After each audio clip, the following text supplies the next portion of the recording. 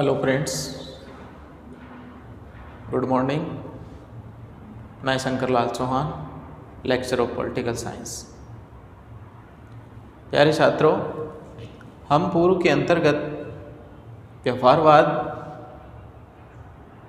की अर्थ और उसके आशय के बारे में समझ रहे थे। हम जान रहे थे कि व्यवहारवाद का उद्भव कहाँ से हुआ, ये क्या है, ये राजनीति विज्ञान के अंतर्गत कौन सी एक आमूलचूल परिवर्तन लेकर के आया, जिसकी वजह से राजनीति विज्ञान की विषय वस्तु और उसके अध्ययन क्षेत्र में व्यापकता बढ़ी। इसके प्रभाव में इतनी वृद्धि हुई कि राजनीति विज्ञान की जो अध्ययन है, उस अध्ययन को प्रासंगिक माना गया।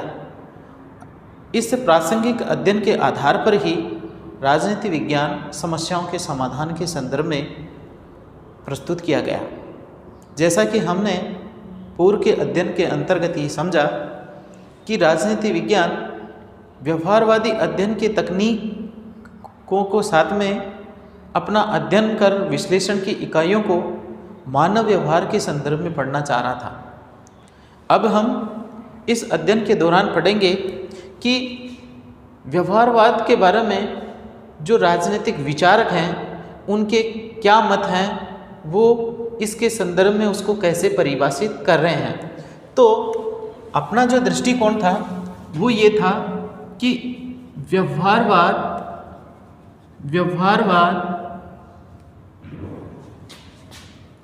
के संदर्भ में राजनीतिक विचारकों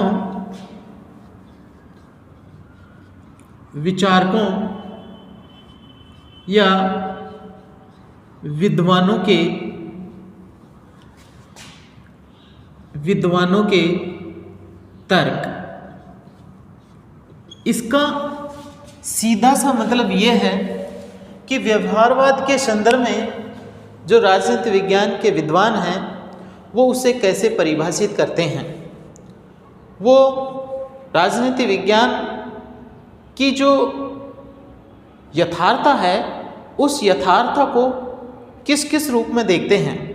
तो हम देखते हैं कि इनके अंतर्गत सबसे पहले जो विचारक हैं, उनमें डेविड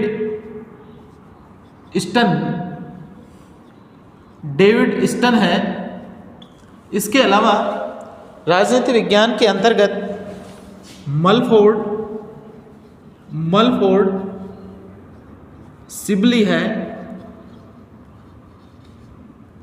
इसके अलावा डेविड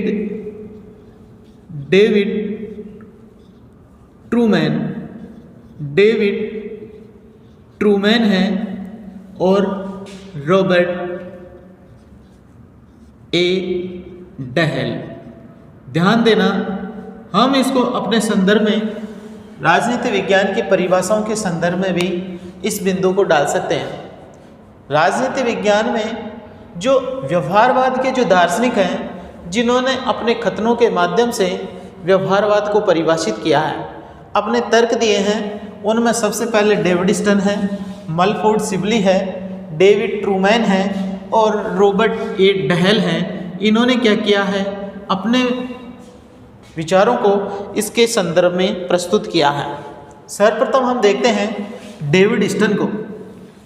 डेविड स्टन जो व्यवहारवाद के प्रणेता माने जाते हैं, और प्रणेता माने जाने के कारण जो चार्ल्स की जो मैरियम थी, उस मैरियम के अध्ययन के आधार पर उन्होंने ये निष्कर्ष निकाले थे कि व्यवहारवाद का जो अध्ययन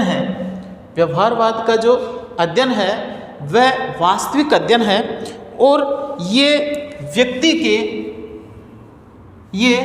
व्यक्ति पर अपना समस्त केंद्र प्रस्तुत करता है। ध्यान देना कि डेविड स्टन के अनुसार व्यवहारवाद का अध्ययन का जो प्रमुख जो केंद्र है समस्त अध्ययन का जो केंद्र बिंदु है वो व्यक्ति है, इसलिए व्यक्ति को समस्त अध्ययन का केंद्र मानता है। डेविड स्टन राजनीति विज्ञान का जो व्यवहारवाद के समस्त अध्ययन का जो केंद्र बिंदु है वो व्यक्ति को मानता है, और व्यक्ति के संदर्भ के अंतर्गत वो जो इकाई है, अध्ययन की जो इकाई है, अध्ययन की इकाई, इस अध्ययन की इकाई का समस्त जो केंद्र बिंदु है वो मानव के राजनीतिक व्यवहार को मानता है। इसका मतलब है कि मानव का, इसका मतलब यह है कि व्यक्ति की अध्ययन की इकाई मानता है, और इसका ये आधार है कि समस्त अध्ययन का जो केंद्र है, समस्त अध्ययन का जो माध्यम है, इसका कहने का आधार यह है कि मानव का ऐसा व्यवहार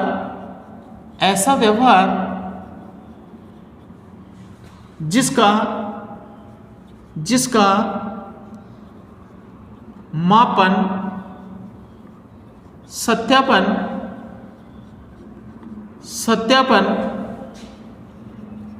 पर्यवेक्षण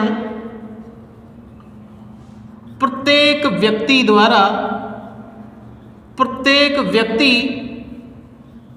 द्वारा किया जा सके, प्रत्येक व्यक्ति के द्वारा किया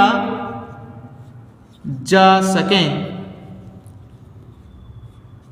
ये इसका जो सबसे बड़ा आधार है, प्रत्येक व्यक्ति के द्वारा पर्यवेक्षण मापन किया जाए, और ये जो अध्ययन है, ये जो क्या है अध्ययन है, वह अध्ययन प्रत्येक व्यक्ति के द्वारा मापन किया जा सके, और इस अध्ययन को, कौन से अध्ययन को, मानव का जो व्यवहार है, इस अध्ययन को राजनीतिक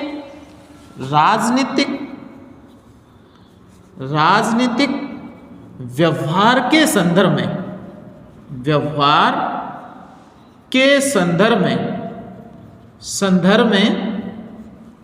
संस्थाओं के रूप में, संस्थाओं की प्रक्रियाओं,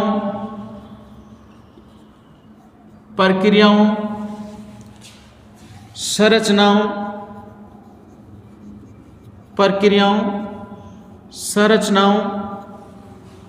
के संदर्भ में, संरचनाओं के आदि के संदर्भ में, संरचनाओं आदि के संदर्भ में वैज्ञानिक व्याख्याएं विकसित की गई हो, वैज्ञानिक व्याख्याएं विकसित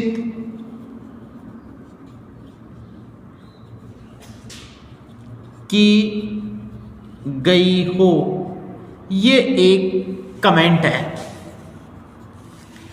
डेविड स्टन का जो सबसे पहला जो कथन आ रहा है, डेविड स्टन का कथन आ रहा है कि व्यवहारवाद के संदर्भ में डेविड स्टन का क्या कथन है, तो इसमें स्पष्ट किया गया है कि डेविड स्टन व्यवहारवाद के प्रेरणा है। व्यवहारवाद व्यक्ति को अपने अध्ययन का मूल केंद्र मानता है, और अध्ययन की इकाई को मानव का आधार मानते हुए उसको इस प्रकार प्रस्तुत करता है कि व्यवहारवाद मानव का एक ऐसा व्यवहार है जिसका मापन किया जा सके, सत्यापन किया जा सके, पर्यवेक्षण किया जा सके, और ये पर्यवेक्षण प्रत्येक व्यक्ति द्वारा, ध्यान देना, प्रत्येक व्यक्ति द्वारा किया जा सके। इसका मतलब है कि मानव का जो व्यवहार है वो व्यवहार एक संख्यात्मक, कौन सी, संख्यात्मक पद्धति के आधार पर किया जा रहा है। और ये जो संख्यात्मक पद्धति है, ध्यान देना, ये जो संख्यात्मक पद्धति है वो प्राकृतिक विज्ञान के संदर्भ में ली गई है। पर संख्यात्मक जो पद्धति है, संख्यात्मक पद्धति है, इसका इस्तेमाल करने का कार्य किया जा रहा है। और ये जो संख्यात्मक पद्धति है वो प्राकृतिक विज्ञान के संदर्भ में लिया जा रहा है। तो इसका मतलब है कि प्राकृतिक विज्ञान के अंतर्गत जो क्या अन्य जो विषय थे, उन विषयों की जो तकनीक है, ध्यान देना, इन विषयों की जो तकनीक है, इस तकनीक को मानव के व्यवहार के संदर्भ में किया जा रहा है। मानव का ऐसा व्यवहार जिसका मापन, सत्यापन, पर्यवेक्षण प्रत्येक व्यक्ति द्वारा किया जा सके। इसका मतलब है कि मानव के व्यवहार को मापन किया जा सके, मतलब संख्यात्मक आधार पर, तुलनात्मक के आधार पर। और उसके इन अंतर्गत क्या किया गया है कि प्राकृतिक विज्ञान की जो तकनीक है, उन तकनीकों का राजनीति विषय के अंतर्गत प्रयोग किया गया है। साथ साथ में इस व्यवहार को, इस कौन से व्यवहार को, जो मानव का व्यवहार है, उस व्यवहार को राजनीतिक व्यवहार के संदर्भ में, संस्थाओं की प्रक्रियाओं के संदर्भ में, संस्थाओं की प्रक्रियाओं का संदर्भ का मतलब है कि जैसे सरकार है और सरकार में जो कार्यपालिका, व्यवस्थापिका और न्यायपालिका है, वो जो कार्य करती है, उसकी जो प्रक्रियाएं संचालित होती हैं, उनके संदर्भ में, उनकी संरचनाओं के संदर्भ में क्या करना है, उनको उनसे जोड़ करके इस व्यक्ति के व्यवहार का जो तथ्य है, इन घटनाएं हैं, इन घटनाओं को किसके संदर्भ में, तथ्य के संदर्भ में ले रहा है। ध्यान देना, घटनाएं हैं वो किसके संदर्भ में है, तथ्य के संदर्भ में। और इस तथ्य के संदर्भ में लेकर के इसको जो व्यवहार है, प्लस इसके अंदर क्या जोड़ दी, प्रविधियां जोड़ दी। क्या जोड़ी, इसमें प्रविधियां जोड़ दी गई है। और ये प्रविधियां जोड़ करके इसको राजनीतिक संदर्भ में, राजनीतिक जो क्या है, राजनीतिक जो तुलनात्मक जो संस्थाएं हैं, प्रक्रियाएं हैं, इन राजनीतिक संस्थाओं के संदर्भ में एक नई व्याख्या प्रस्तुत करने का जो काम कर रही है, इन नई संस्थाओं का जो प्रतीक के रूप में काम करेगी, उसकी एक वैज्ञानिक व्याख्याएं प्रस्तुत करने का काम करेगी, जिसके अंतर्गत जैसे अमंड और पावेल ने प्रस्तुत किया था, डेविड और स्टन ने प्रस्तुत किया था, उस आधार पर मानव की प्रक्रियाओं का, मानव के व्यवहार का जो शोध और अनुसंधान पर आधारित जो अध्ययन है, उस पर जोर दिया गया है।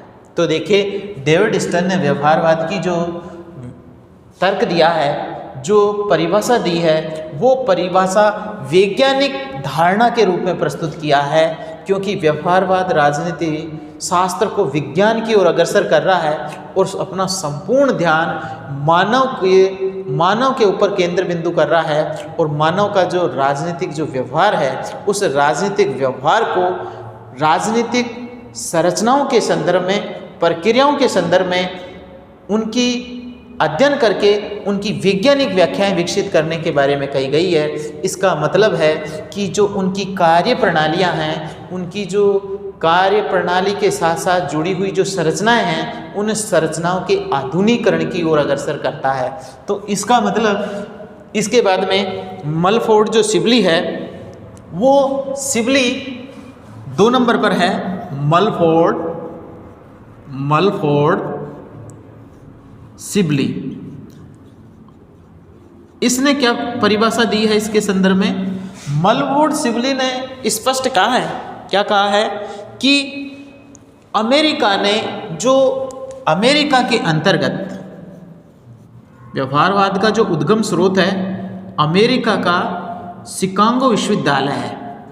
अमेरिका का शिकागो विश्वविद्यालय है और इस शिकागो विश्वविद्यालय ने, ध्यान देना, इस शिकागो विश्वविद्यालय ने जो क्या प्रस्तुत किया गया है, व्यवहारवादी दृष्टिकोण प्रस्तुत किया है।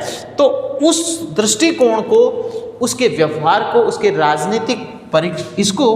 राजनीतिक व्यवहार को परीक्षण योग्य, राजनीतिक व्यवहार को परीक्षण योग्य माना है। क्या माना है? परीक्षण योग्य मानने की बात कह रहा है।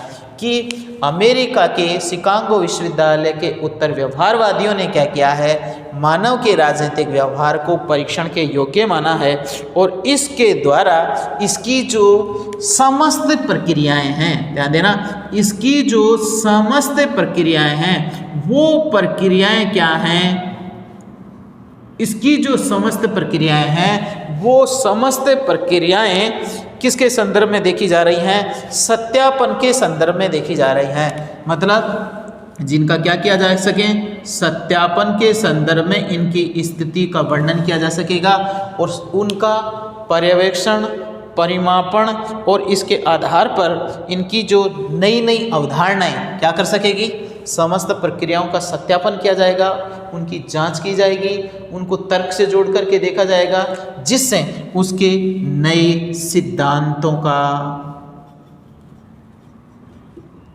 नई अवधारणाओं का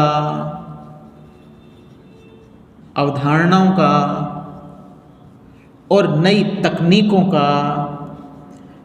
तकनीकों का प्रयोग किया जा सकेगा, जिससे राजनीति विज्ञान को नई संरचनाएं, नई प्रक्रियाएं, नई अवधारणाएं, नए सिद्धांत विकसित करने में क्या मिलेगी, प्रेरणा मिलेगी। तो कहने का मतलब मलफोर्ड जो सिबली है, जो मानव के राजनीतिक व्यवहार को क्या कर रहा है, परीक्षण योग्य मान रहा है और उसकी समस्त प्रक्रियाएं और संरचनाओं का सत्यापन करने की बात कह रहा है, जिससे नए नए सिद्धांतों, नई नई अवधारणाओं, नई नई तकनीकों का प्रयोग किया जा सकेगा और नई पद्धति और नई कार्य प्रणाली के बारे में विस्तार से एक नया अध्याय जोड़ करके देखा जा सकेगा। तो इसका मतलब है कि इस ही परिक्षेप में, इस नए सिद्धांतों में, ये जो सारे जो नए सिद्धांत आएंगे, नए सिद्धांत है, नई अवधारणा है, नई तकनीक है, उन सबको क्या करना है, मानव का समग्र अध्ययन करना है। मानव का कौन सा अध्ययन करना है, समग्र अध्ययन की ओर अग्रसर करना है। क्योंकि राजनीति विज्ञान का सारा जो ध्यान है वो ध्यान किस पर जोड़ा है, मानव के ऊपर जोड़ा है और मानव के साथ इस अध्ययन को जोड़ करके उसकी नई जो संरचनाएं बनेगी, नई जो प्रक्रियाएं बनेगी, जिससे मानव के जो अध्ययन है उसको प्रासंगिक बनाने में योगदान मिल सकेगा। इसका मतलब है मानव व्यवहार का समग्र अध्ययन करना। इस मलफोर्ड सिबली का मेन उद्देश्य क्या है, इसका मूल उद्देश्य ये है कि मानव के व्यवहार का समग्र अध्ययन करना, चाहे वो राजनीतिक हो, चाहे वो सामाजिक हो, चाहे धार्मिक हो, सभी प्रकार के जो अध्ययन है उसको केवल तथ्यों से जोड़ करके अध्ययन कर राजनीति के संदर्भ में उसकी व्याख्या की जाए तो ऐसा अध्ययन व्यवहारवाद कहलाएगा। तो दो बातें, एक बार डेविडसन की बात हुई, 2 नंबर पर मलफोर्ड सिबली की बात हुई। उसके बाद में 3 नंबर पर जो बात आ रही है वो डेविड ट्रूमैन की आ रही है।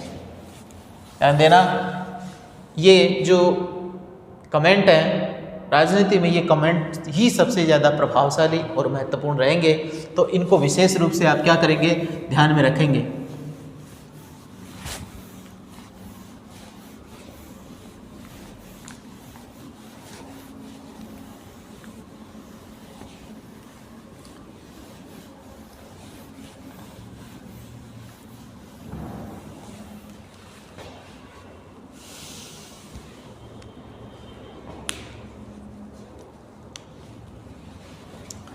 अब पढ़ रहे हैं हम डेविड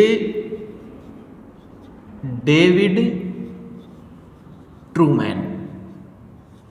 डेविड ट्रूमैन ने क्या कहा है, व्यवहारवाद एक ऐसा अध्ययन है, व्यवहारवाद का अभिप्राय ऐसे अध्ययन से है जो अनुसंधान पर आधारित हो। व्यवहारवाद का अभिप्राय यह है, अनुसंधान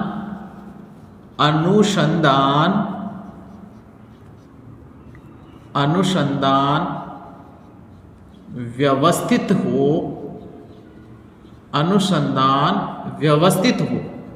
सबसे पहली आवश्यकता इसकी क्या है कि अनुसंधान क्या होना चाहिए, व्यवस्थित होना चाहिए और उसका प्रमुख आग्रह आनुभविक पद्धतियों पर हो। उसका प्रमुख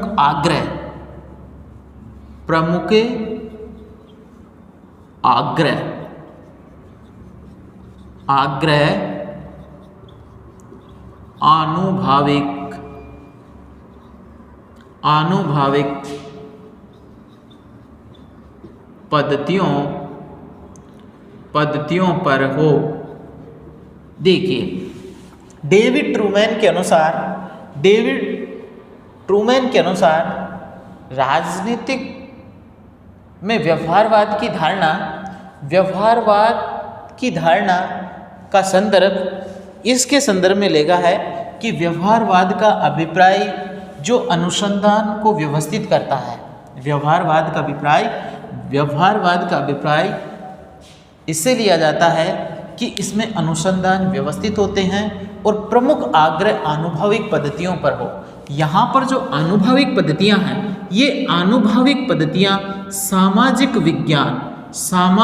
विज्ञान के या समाज विज्ञान के विषयों से है। समाज विज्ञान के विषयों से है। विज्ञान के विषय, ये समाज विज्ञान के जो विषय कौन कौन से आ रहे थे, जिनके अंतर्गत मानव शास्त्र था, समाजशास्त्र था, तर्कशास्त्र था, गणित था, ये सारे जो विषय हैं समाज विज्ञान के, ये आनुभाविक पद्धतियाँ का इस्तेमाल कर रहे हैं और आनुभाविक पद्धतियों के आधार पर शोध और अनुसंधान को व्यवस्थित कर रहा है और इसी के आधार पर इसके अध्ययन को क्या दिया गया है, जोर दिया गया है।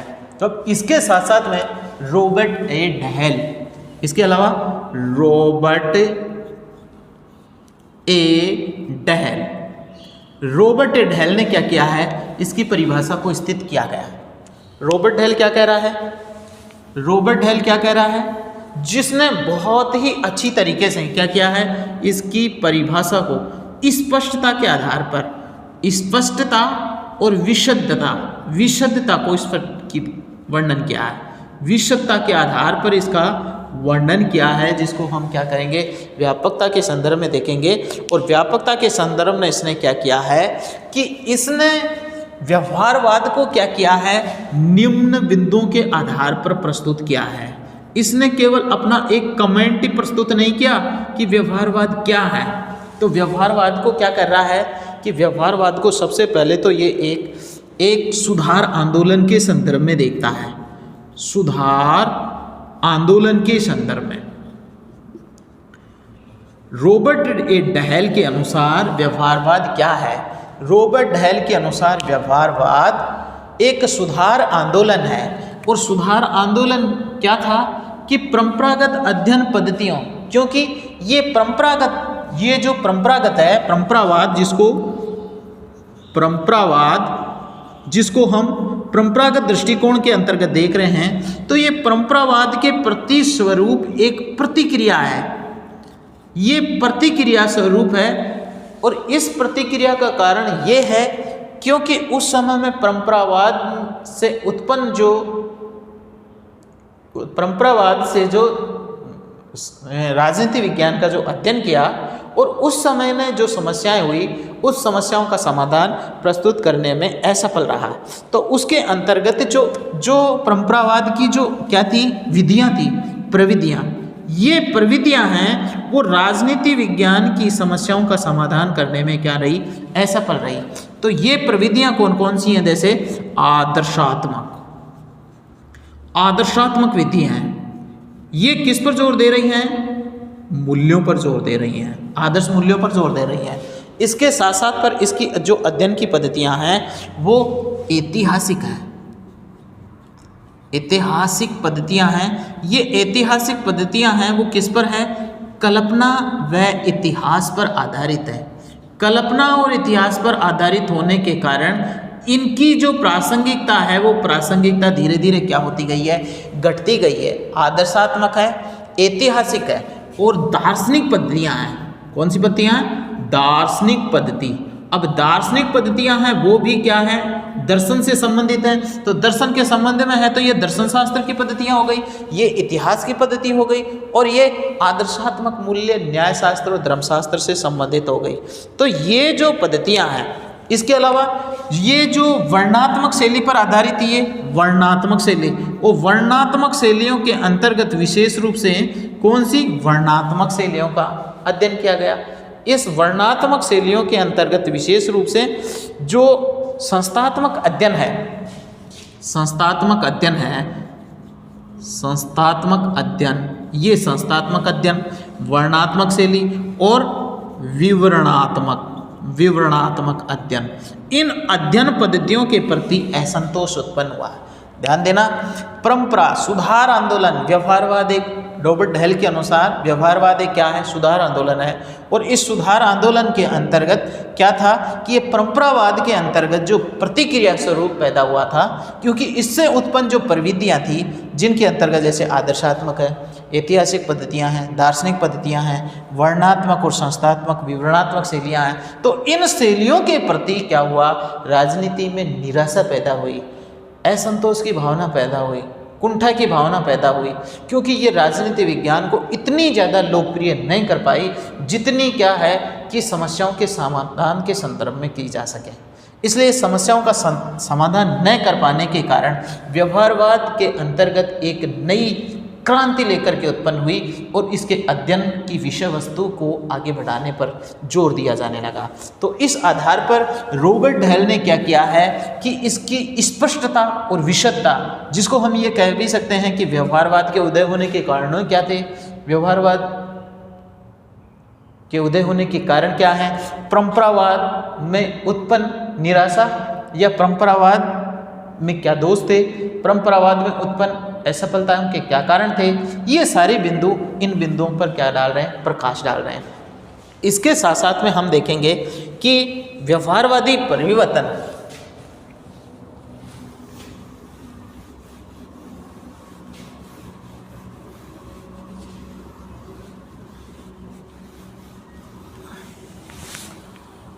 जैसा कि रॉबर्ट हेल ने यहाँ पर स्पष्ट किया कि इनके खिलाफ क्या है, इनके खिलाफ असंतोष है, निराशा है, कुंठा है। तो क्या है, व्यवहारवाद ने क्या किया, नवीन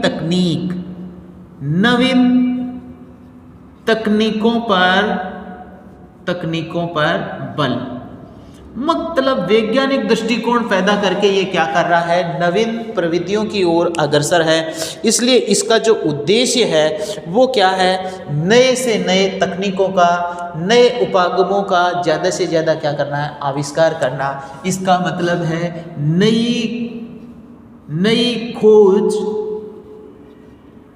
नई खोज व अनुसंधानों को क्या दिया जाए, बढ़ावा दिया जाए। नई खोज और अनुसंधानों को बढ़ावा देने से क्या मिलेगा कि नई खोज से नई तकनीकें मिलेगी, नए सिद्धांत बनेंगे, नई पद्धतियाँ बनेगी और नए नए मूल्यों का क्या किया जा सकेगा, उन मूल्यों का केवल सत्यापन किया जा सकेगा। और इस सत्यापन के आधार पर जो आनुभाविक परिस्थितियाँ बनेगी, आनुभाविक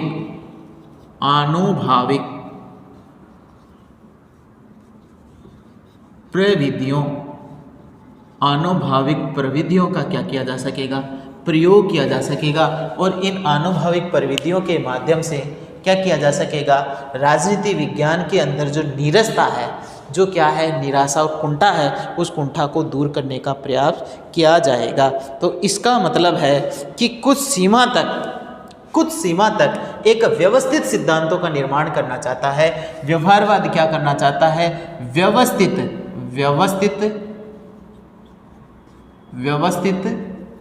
सिद्धांतों का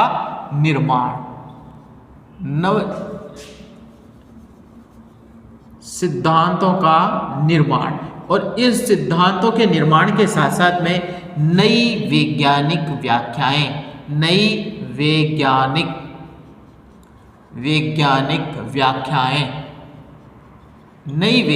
व्याख्याएं क्या हो सकेगी, प्रस्तुत की जा सकेगी, जिससे नए सिद्धांतों का निर्माण हो सकेगा। और नए सिद्धांतों का निर्माण होने के बाद राजनीति विज्ञान समस्याओं के समाधान करने के अंतर्गत क्या हो सकेगी, सफल हो पाएगी। इसके साथ साथ में तीसरा जो है, इसका मूल उद्देश्य है कि ये आंदोलन, ये एक ऐसा क्या था, सुधार आंदोलन था। और इस सुधार आंदोलन के कारण वो सामाजिक या फिर समाज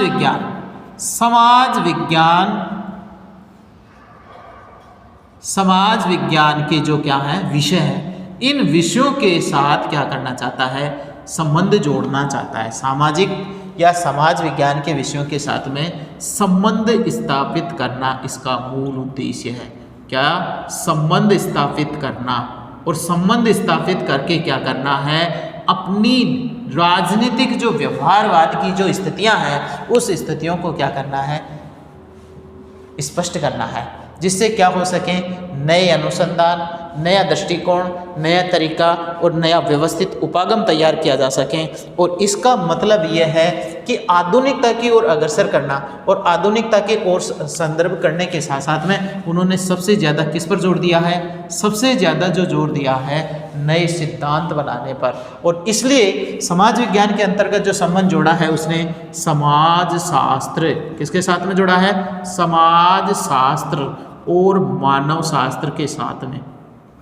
दूसरा किसके साथ में, मानव शास्त्र के साथ में अध्ययन जोड़ करके इस अध्ययन को वो और भी ज़्यादा क्या बनाना चाहता है, वृहत और उपयोगी बनाना चाहता है, जिसका आधार एक क्या बनेगा, प्रस्तुत किया जाएगा। ध्यान देना, रॉबर्ट डहेल ने जो व्यवहारवाद की जो विशद जो व्याख्या की है, प्रश्न ये भी आ जाएगा रॉबर्ट डहेल के अनुसार राजनीति की जो व्यवहारवाद की जो व्याख्या है वो क्या है। रॉबर्ट डहेल के अनुसार व्यवहारवाद की व्याख्या को स्पष्ट करो, तो व्यवहारवाद की व्याख्या को एक सुधारात्मक आंदोलन के रूप में प्रस्तुत किया है। और सुधारात्मक आंदोलन के अंतर्गत जो परंपरावाद के प्रति जो असंतोष है उस असंतोष को दूर करने के कारण उसने एक नई विधियों की देन किया है और इसी के कारण नई तकनीकों का क्या किया जा रहा है, प्रयोग किया जा रहा है। और ये प्रयोग ही व्यवस्थित सिद्धांतों के निर्माण के लिए क्या होंगे, उपयोगी साबित होंगे। तो इसके अलावा हम देख सकते हैं कि रॉबर्ट डहेल ने जो विचारों की जो क्या की है, स्थिति पैदा की है, वो समाजशास्त्र के साथ में, मानव शास्त्र के साथ में संबंधों को स्थापित करने पर क्या दे रहा है, जोर दे रहा है। अब विशेष इसका जो चौथा बिंदु है वो क्या है, आनुभाविक तथ्यों को, आनुभाविक तथ्यों को ज़्यादा से ज़्यादा क्या बनाना, उपयोगी बनाना। यहाँ पर आप देख सकते हैं कि ये दो विषय हैं और इन दो विषयों के साथ में जोड़ करके वो किस पर जोड़ दे रहा है, आनुभाविक अध्ययन। और आनुभाविक जो अध्ययन बनेगा, आनुभाविक क्या बनेगा, अध्ययन बनेगा। उस आनुभाविक अध्ययन को किससे जोड़ेगा, विज्ञान से जोड़ेगा। किससे जोड़ेगा, विज्ञान से।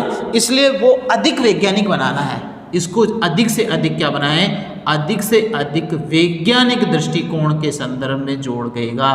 अधिक से अधिक वैज्ञानिक, यानी ये जो समाज शास्त्र, ये समाज विज्ञान के जो विषय हैं, इसको किससे जोड़ेगा, अनुभविक से। और अनुभविक के साथ में क्या जुड़ेगी ये, इसके साथ में तकनीक या प्रविधियां जुड़ेगी। और ये तकनीक और प्रविधियां जुड़ने के कारण ये जो विषय है वो ज़्यादा से ज़्यादा क्या बनेगा, प्रभावित करेगा, जिससे ज़्यादा से ज़्यादा उसका सत्यापन किया जा सके, उसका मापन किया जा सके, उसका पर्यवेक्षण किया जा सके, उसको ज़्यादा से ज़्यादा क्या किया जाए, सांख्यात्मक पद्धतियों के आधार पर स्थापित करने की बात कही गई है। और इसके साथ साथ में ये प्रस्तुत किया गया है कि ये पर्यवेक्षण पर ज़्यादा जोर दे रहा है। किस पर, ज़्यादा से ज़्यादा सत्यापन, मापन और पर्यवेक्षण, इस पर जोर दे रहा है। और ये किस पर, आनुभविक अध्ययन को सत्यापन कर रहा है, क्योंकि यहाँ पर कौन सी पद्धतियाँ, आनुभविक पद्धतियाँ।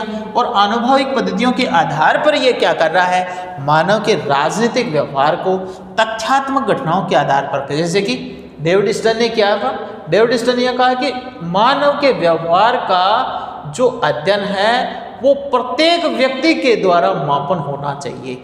मतलब प्रत्येक व्यक्ति के द्वारा मापन होने का मतलब है कि उसमें शाश्वतता होनी चाहिए, उसमें निश्चितता होनी चाहिए, उसमें सार्वभौमिकता होनी चाहिए। और इस आधार पर उसको क्या किया जाए, वैज्ञानिक पद्धतियों के माध्यम से इस्तेमाल करने का कार्य किया जा रहा है। तो इसके साथ साथ में ये जो कार्य किया जाएगा, तो इसके साथ में नई अवधारणाएं,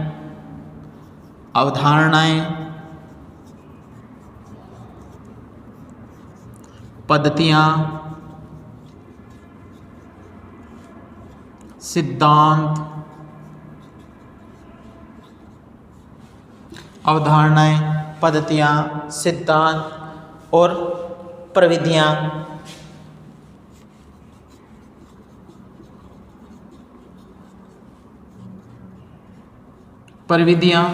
इनका जन्म होगा। इन प्रविधियों का जन्म होने से क्या होगा कि इनकी होने से राजनीति विज्ञान का जो अध्ययन है वो गतिशील बनेगा। गतिशील बनने के कारण वो क्या हो रहा है, वो क्रियात्मक बन रहा है, क्योंकि व्यवहारवाद इसे क्या बनाना चाहता है, इसका व्यवहारवाद इसको मुख्य रूप से राजनीति विज्ञान के मानव के अध्ययन को क्रियात्मक बनाना चाहता है। और क्रियात्मक बनेगा तो वो गतिशील बनेगा, और गतिशील बनेगा तो समसामयिक समस्याओं का समाधान करने में सफल होगा। और इसी आधार पर ये केवल इसको विज्ञान से जोड़ करके इसके अध्ययन को क्या जाना है, उपयोगी बना रहा है। तो इस प्रकार नए नए अभिशय होंगे, नए नए अभिग्रह होंगे, नई नई अभिरुचियाँ पैदा होगी, और ऐसे नए अधिनियम बन करके, नए नए अधिनियमों का निर्माण करके वो समस्याओं के समाधान करने में क्या करेंगे, उपयोगी बनेंगे और सबसे ज़्यादा प्रभावशाली बनेंगे। इसके साथ साथ में हम ये कह सकते हैं कि जो नई तकनीक उदयी, इस प्रकार विशेषकर जो रॉबर्ट ढेल है, रॉबर्ट ए ढेल, इस प्रकार रॉबर्ट ढेल ने जो राजनीति विज्ञान में व्यवहारवाद की जो क्या की है, जो क्या किया है, परिभाषा की है, वो परिभाषाएं एक नंबर पर वो क्या करना चाहता है, सुधार आंदोलन बनाना चाहता है। 2 नंबर पर वो बनाना चाहता है, नवीन तकनीकों पर बल देना चाहता है। और 3 नंबर पर समाज विज्ञानों के साथ में संबंध स्थापित करके वो आनुभविक अध्ययन पर जोर देना चाहता है। तो ये सबसे बड़ी महत्वपूर्ण बात आई कि राजनीति विज्ञान के अंतर्गत जो व्यवहारवादी है, उस व्यवहारवादी में सबसे प्रभावशाली जो दृष्टिकोण है वो किसने दिया, तो रॉबर्ट ढेल ने दिया, क्योंकि उसने जो व्याख्या की है वो स्पष्टता और विशदता को लेकर के की है, जिस प्रकार से डेविड ने प्रस्तुत की थी। इसके अलावा जो मलफोर्ड सिबली ने प्रस्तुत की, डेविड ट्रूमैन ने की, इनसे ज़्यादा बढ़ चढ़ करके जो कार्य किया है वो कार्य रॉबर्ट ढेल ने किया है। इसलिए राजनीति विद्वानों में, व्यवहारवाद के विद्वानों के संदर्भ के अंतर्गत 3 विद्वान सबसे ज़्यादा महत्वपूर्ण हैं। एक डेविड 2 नंबर पर एक डेविड 2 नंबर पर रॉबर्ट ढेल, 3 नंबर पर मलफोर्ड सिबली और 4 नंबर पर डेविड ट्रूमैन। इनके जो कथन हैं, उन कथनों के आधार पर ही व्यवहारवाद के सिद्धांतों को क्या किया जा सकता है, नई व्याख्याएं प्रस्तुत की जा सकती हैं। इसके बाद में हम देखेंगे व्यवहारवाद का उदय और विकास का कारण। तो ये बात आपको समझ में आ गई होगी, क्योंकि व्यवहारवाद के संदर्भ में अपना एक बिंदु है, व्यवहारवाद के संदर्भ में अलग अलग विद्वानों, विभिन्न विद्वानों की क्या राय है या किन्होंने अपना कौन सा दृष्टिकोण प्रस्तुत किया था।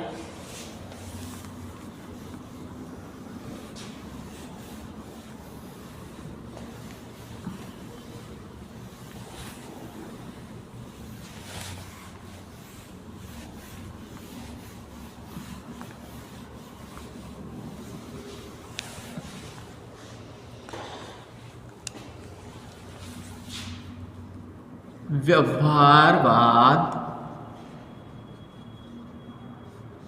के उदय व विकास के कारण, उदय व विकास के कारण।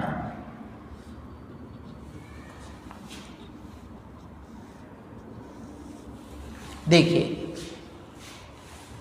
व्यवहारवाद के उदय और विकास के कारणों के अंतर्गत हमने कुछ जो विद्वानों की परिभाषाएं पढ़ी हैं, उन परिभाषाओं के आधार पर व्यवहारवाद के उदय के कारणों को स्पष्ट किया गया था। अतीत के अंतर्गत भी व्यवहारवाद के कुछ लक्षण स्पष्ट दिखाई देते हैं, जैसे कि हॉब्स,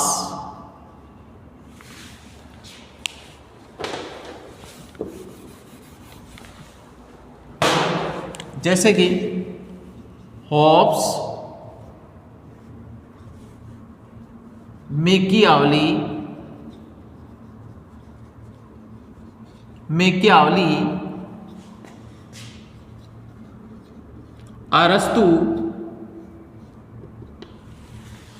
हॉब्स है, मैकियावली है, अरस्तु है, मॉन्टेस्क्यू है, मॉन्टेस्क्यू, ये जो राजनीतिक विचारक हैं, इन राजनीतिक विचारकों ने जो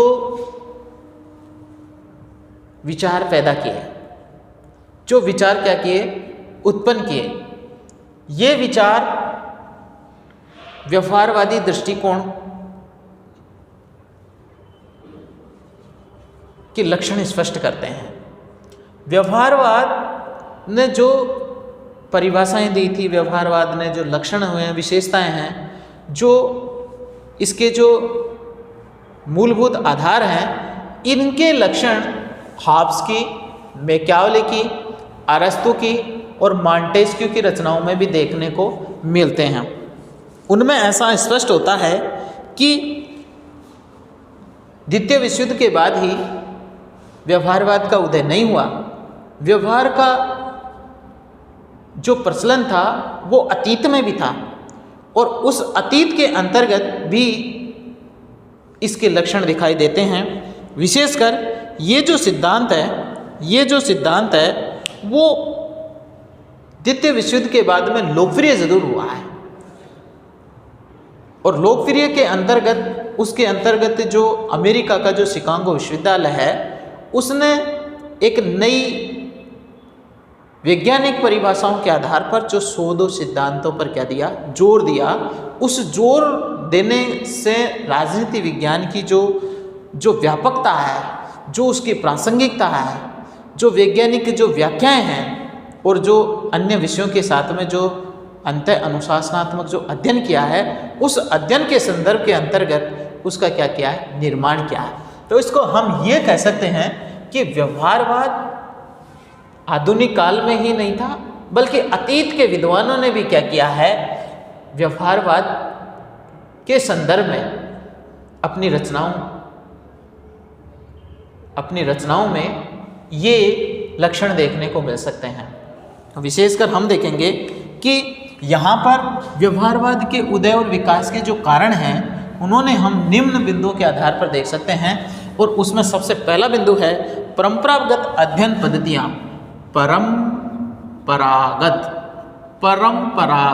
अध्ययन पद्धतियाँ,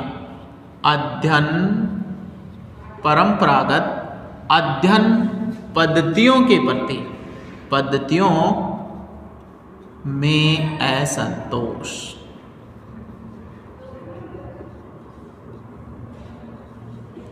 मुख्य बिंदु यह है, परंपरागत राजनीति विज्ञान के अंतर्गत जो व्यवहारवाद का उदय हुआ है, उस व्यवहारवाद के उदय होने का सबसे पहला जो बिंदु है, वो सबसे पहला बिंदु ये है कि परंपरागत अध्ययन पद्धतियों के प्रति असंतोष उत्पन्न होने के कारण व्यवहारवाद का जन्म हुआ। हमने अभी रॉबर्ट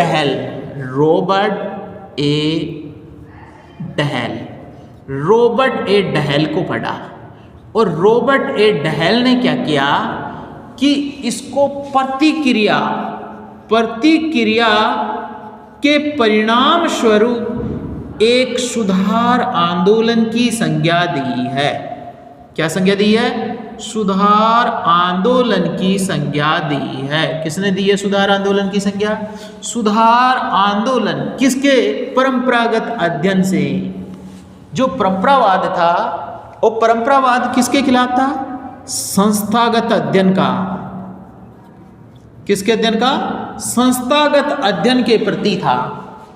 और संस्थागत अध्ययन के अंतर्गत, क्योंकि पहले जो अध्ययन था वो केवल राज्य के संदर्भ में किया गया, परंपरागत अध्ययन के अंतर्गत राज्य का अध्ययन है, सरकार का अध्ययन है। लेकिन अब जो अध्ययन व्यवहारवादी जो अध्ययन कर रहा है, वो केवल मानव का व्यापक, मानव का समग्र अध्ययन पर जोर दे रहा है। समग्र, मानव के समग्र अध्ययन पर जो जोर दे रहा है, वो अध्ययन कौन सा अध्ययन है? व्यवहारवादी अध्ययन है। और ये केवल संस्थागत अध्ययन है। और संस्थागत अध्ययन में भी केवल कौन सी पद्धतियां हैं? केवल प्राचीन पद्धतियां हैं। ये प्राचीन पद्धति विशेषकर कौन कौन सी पद्धतियां हैं, जिनके अंतर्गत विशेषकर दार्शनिक पद्धति है, दार्शनिक पद्धति है, कानूनी पद्धति है, दार्शनिक पद्धति है, कानूनी पद्धति है, इसके अलावा वर्णात्मक शैली है, ऐतिहासिक पद्धतियां हैं, ऐतिहासिक पद्धतियां हैं। इन पद्धतियों के जो क्या हुआ है, निराशा पैदा हुई है, इन पद्धतियों के प्रति जो कुंठा पैदा हुई है, इन कुंठाओं के परिणाम स्वरूप क्या हुआ है कि ये जो अध्ययन है वो केवल राज्य के संदर्भ में ही सिमट करके रह गया।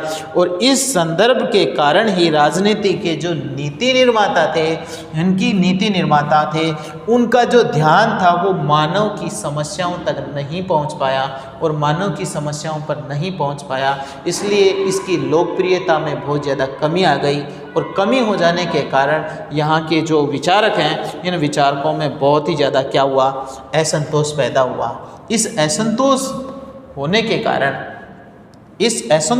के कारण क्या हुआ कि इसकी प्रतिक्रिया के परिणाम स्वरूप सुधार आंदोलन की उत्पत्ति हो गई है। दूसरा है कि राजनीतिक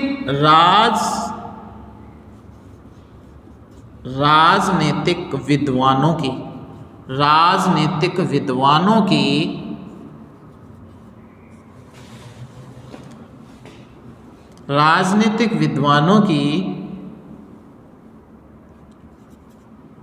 राजनीतिक अध्ययन में,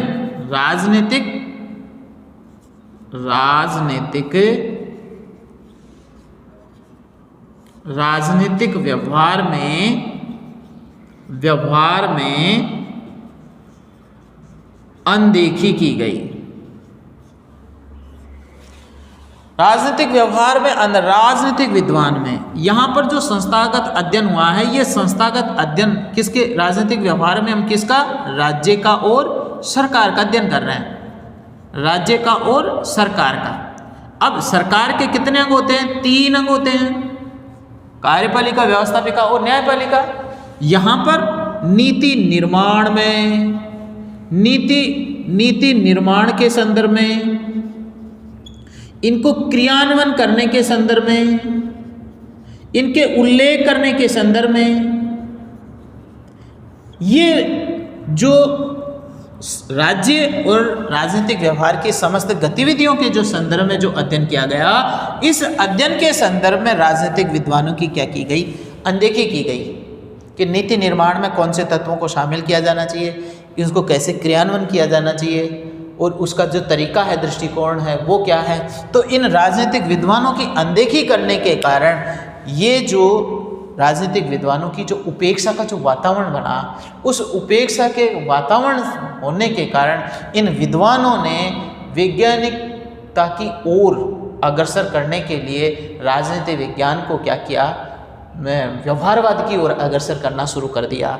क्योंकि इन विद्वानों की उपेक्षा नहीं, इन विद्वानों की क्या है, उपेक्षा नहीं, राजनीतिक व्यवहार के अध्ययन को अपनी ओर क्या कर दिया, आकर्षित कर दिया।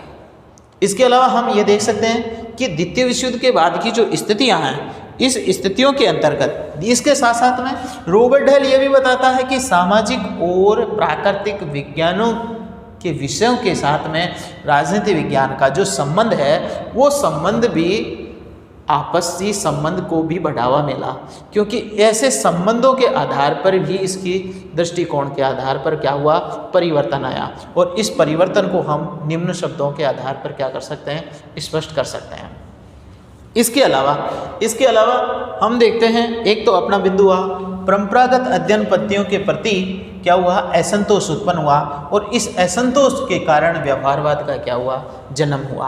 और इस असंतोष के भी कारण क्या हैं, सबसे पहला कारण है कि सुधार आंदोलन के रूप में ये जो अध्ययन पद्धतियां हैं, ये अध्ययन पद्धतियां हैं प्राचीन कालीन हैं, कल्पना पर आधारित हैं, आदर्श मूल्यों पर आधारित हैं, मूल्यों पर आधारित हैं। इसके कारण ये तटस्थ नहीं हो पाई और तटस्थ न हो पाई, इसके कारण इनकी क्या किया गया, असंतोष प्रकट हुआ। और विद्वानों की उपेक्षा होने के कारण भी क्या किया है, व्यवहारवाद नई दिशा की ओर अग्रसर है। इसके अलावा क्या है अन्य सामाजिक विज्ञानों से प्रेरणा।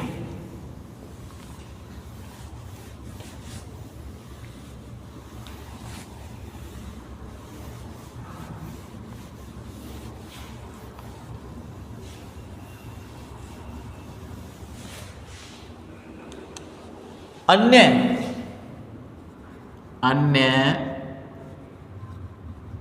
सामाजिक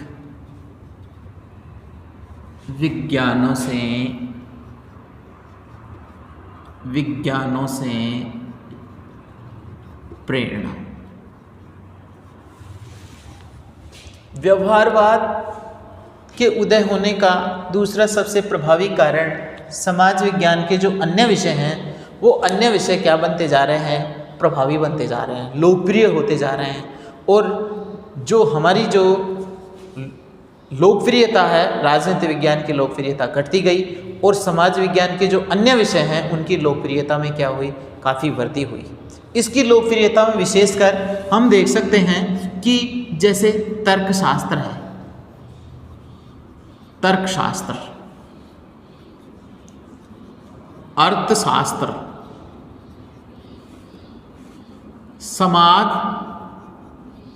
समाज शास्त्र और मनोविज्ञान, जिसको हम क्या कहेंगे, मानव विज्ञान। इन शोध और अनुसंधान का महत्व बढ़ने के कारण इस विषयों की और भी ज़्यादा लोकप्रियता में वृद्धि हुई, क्योंकि इनके अंतर्गत जो नई तकनीक थी, नई प्रविधियां थी, नई अवधारणाएं थी, उसको समाज के संदर्भ में, व्यक्ति के संदर्भ में, उत्पादन और वितरण के संदर्भ में और तर्कों के आधार पर उनकी उपयोगिता को साबित किया जा रहा था। जबकि राजनीति विज्ञान के अंतर्गत इसकी जो प्रविधियां हैं, इन प्रविधियों को क्या किया गया था, नकार दिया गया था। अब समस्याओं के समाधान के संदर्भ में राजनीति विज्ञान समाज विज्ञान के जो अन्य विषय हैं, इन विषयों की तकनीक को अपना करके वो क्या करना चाहती है, अपनी अध्ययन विषय वस्तु को तार्किक बनाना चाहती है। उसकी अध्ययन विषय वस्तु को ज़्यादा से ज़्यादा अनुसंधान परक और वैज्ञानिक पद्धतियों के आधार पर बनाना चाहती है। इसके आधार पर वो एक विज्ञान की ओर अग्रसर है। राजनीति विज्ञान समग्रता पर जोर दे रही है, व्यापकता पर जोर दे रही है और समस्याओं के समाधान के रूप में प्रस्तुत कर रही है। इसलिए वो क्या कर रही है कि वो विकास की जो अवस्थाएं हैं उन अवस्थाओं की ओर अग्रसर है। इसलिए इसकी और भी स्थिति क्या होती जा रही है, प्रभावशाली हो रही है। ऐसा माना जा रहा है कि इनके अंतर्गत जैसे नई नई पद्धतियां खोजी गई, नई नई तकनीक खोजी गई, इनके साथ में मिलाकर राजनीति की भी नई नई तकनीक और पद्धतियों को क्या किया जाना चाहिए, बढ़ावा देना चाहिए, मिलना चाहिए। द्वितीय विश्व युद्ध का प्रभाव, इसके साथ साथ द्वितीय विश्व युद्ध का प्रभाव। व्यवहारवाद के उदय होने का सबसे दूसरा बड़ा महत्वपूर्ण कारण क्या है, द्वितीय विश्व युद्ध का प्रभाव। द्वितीय विश्व युद्ध के बाद जो राजनीतिक परिक्षेप बना, जो पृष्ठभूमि बनी, वो पृष्ठभूमि प्रतिस्पर्धा की बनी। वो नई तकनीक, नई खोज और क्षतिपूर्ति को पूरा करने की बनी। क्योंकि इससे क्या होगा कि पूरा विश्व दो भागों में बट गया। अमेरिका और सोवियत संघ शीत युद्ध के दौरान अपने अपने दूरवीकरण के क्षेत्रों के आधार पर वो क्या कर रहे हैं, नेतृत्व कर रहे हैं। तो साम्राज्यवाद बढ़ा है, विस्तारवाद बढ़ा है, उपनिवेशवाद को बढ़ावा मिला है। क्योंकि उस समय के अंतर्गत सबसे ज़्यादा जो प्रभाव चल रहा है वो किसका चला, साम्राज्यवाद का। और साम्राज्यवाद के कारण नष्ट तो उपनिवेश हो गया, लेकिन ये उपनिवेशवाद अब किसके रूप में,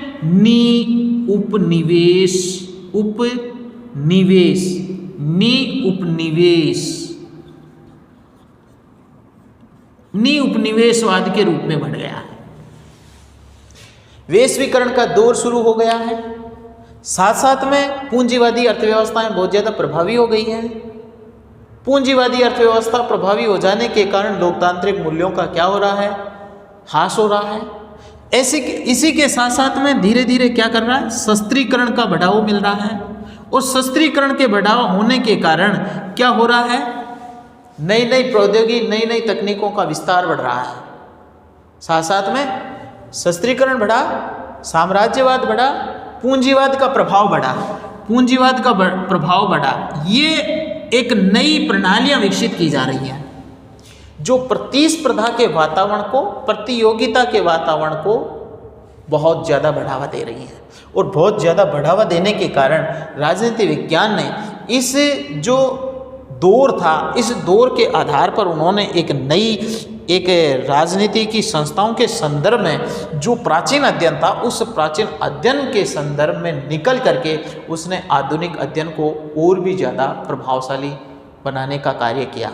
इसलिए व्यवहारवादी इन संस्थाओं तक सीमित न होकर के मानव के समग्र और व्यापक अध्ययन पर क्या दे रहा है, जोर दे रहा है। और इसी के कारण वो एक अंतर्राष्ट्रीयवाद की, अंतर्राष्ट्रीय संस्थाओं का, अंतर्राष्ट्रीय कानून का, अंतर्राष्ट्रीय समस्याओं के समाधान करने के लिए अंतर्राष्ट्रीय संस्थाओं का सहयोगपूर्ण जो निर्माण है और जो वातावरण है उसको तब्दील करने पर जोर दे रहा है। इसलिए द्वितीय विश्व युद्ध के बाद की जो दो घटनाएं हैं, वो जो संरचना और प्रक्रियाएं हैं, जो तुलनात्मक जो अध्ययन किया गया है, उस अध्ययन ने भी क्या किया है, व्यवहारवाद को बढ़ावा दिया है। इसके बाद में नवीन अध्ययन पद्धतियों का प्रयोग, नवीन अध्ययन पद्धतियों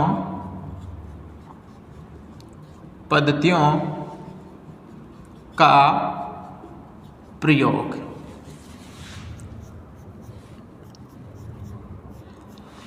नवीन अध्ययन पद्धतियों का प्रयोग जब राजनीति विज्ञान, समाज विज्ञान और प्राकृतिक विज्ञान के अन्य विषयों से क्या ले रहा है, प्रेरणा ले रहा है, उनकी नई तकनीकों को इस्तेमाल कर रहा है, नवीन प्रविधियों को इस्तेमाल कर रहा है, उनके साथ साथ में जुड़ी हुई जो क्या हैं, जो पद्धतियां हैं, जिनके अंतर्गत गणितीय है, सांख्यिकी पद्धतियां हैं, तुलनात्मक पद्धतियां हैं, मापन की पद्धतियां हैं, इन पद्धतियों का इस्तेमाल करके मानव के व्यवहार का क्या किया जा रहा है, तथ्यात्मक अध्ययन किया जा रहा है।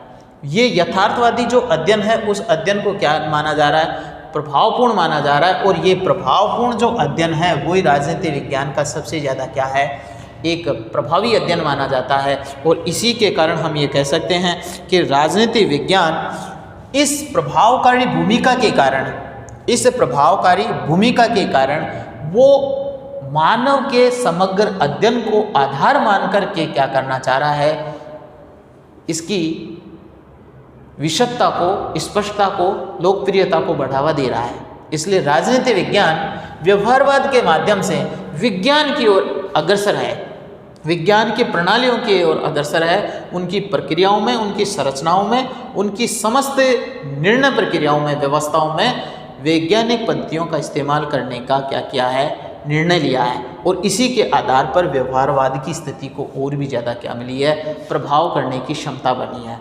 इसलिए व्यवहारवाद राजनीति विज्ञान की सबसे बड़ी व्यवहार जो स्थितियां हैं उनको मजबूत करने का क्या बनता है, आधार बनता है। तो हमने आज सबसे दो महत्वपूर्ण बिंदु देखे और दो महत्वपूर्ण बिंदुओं के अंतर्गत हमने पहला देखा कि व्यवहारवाद के संदर्भ में राजनीतिक विद्वानों के तर्क, और दूसरा था व्यवहारवाद के उदय और विकास के कारण। तो हमने इन दो बिंदुओं को विशेष रूप से विस्तार से पढ़ा। आप विशेष रूप से अपना जो विषय है, इसके अंतर्गत जो व्यवहारवाद के संदर्भ में जो प्रश्न पूछे जाते हैं, तो इन दो प्रश्नों को विशेष रूप से कंठस्थ याद करेंगे। धन्यवाद।